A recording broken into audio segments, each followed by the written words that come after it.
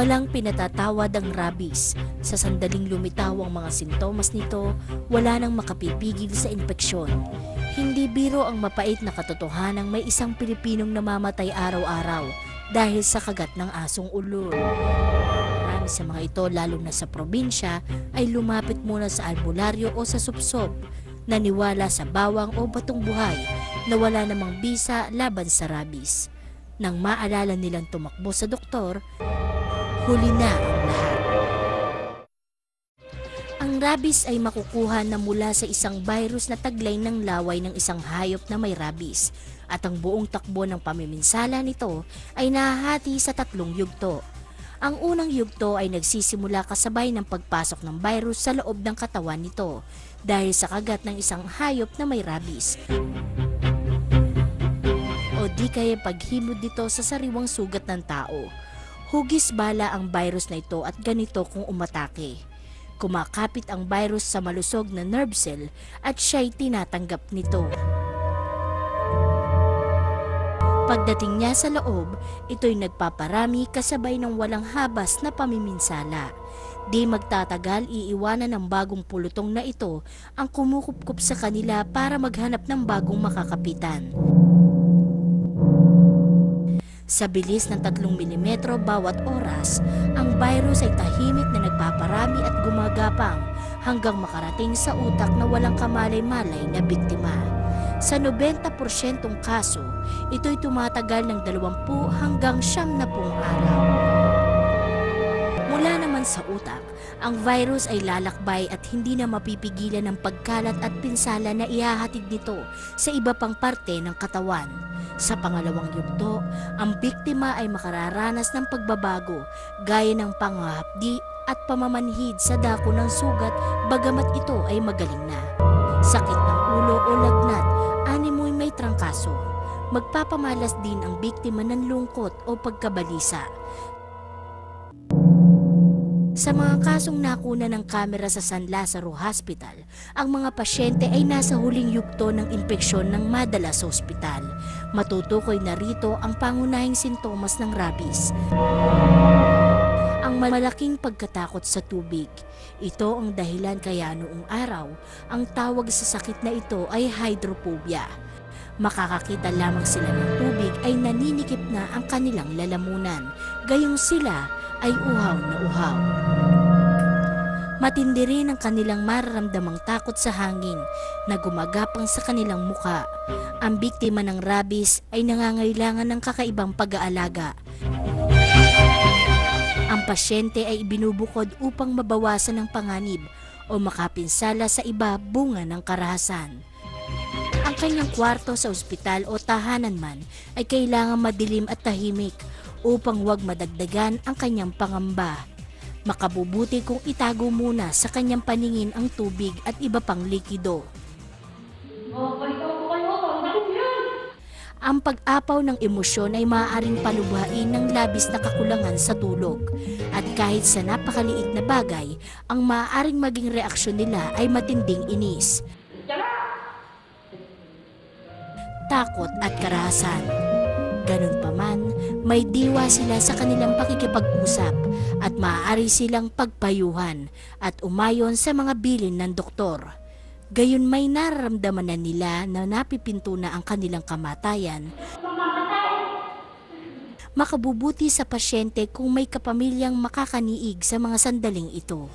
May mga pagkakataong magpipilit ang mga pasyente na makakain dahil sa tindi ng gutom.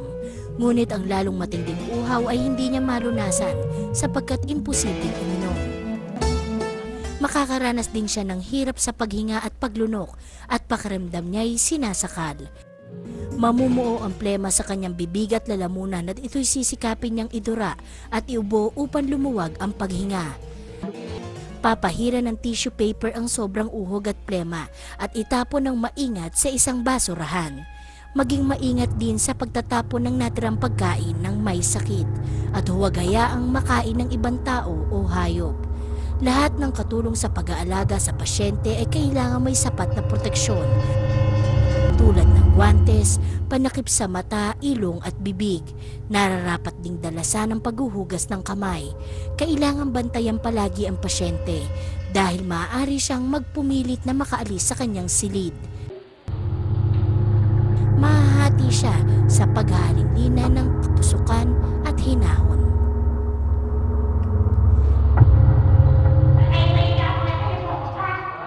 Sa huli, unti-unting mapaparalisa ang kanyang katawan hanggang mawala ng pakiramdam at malagutan ng hininga.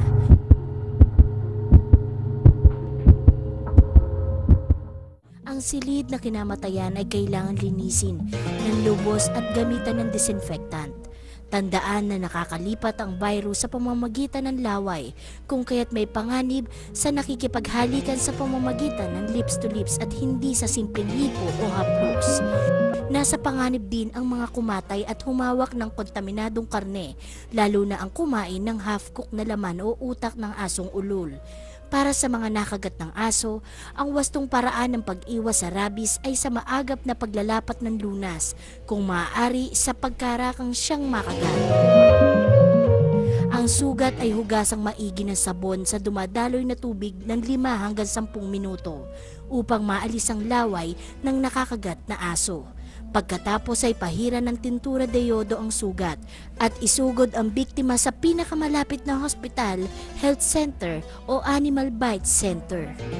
Ang doktor ang magpapasya kung kailangan bakunahan ang nakagat o kung anong klaseng bakuna ang gagamitin upang maagapan ang impesyon.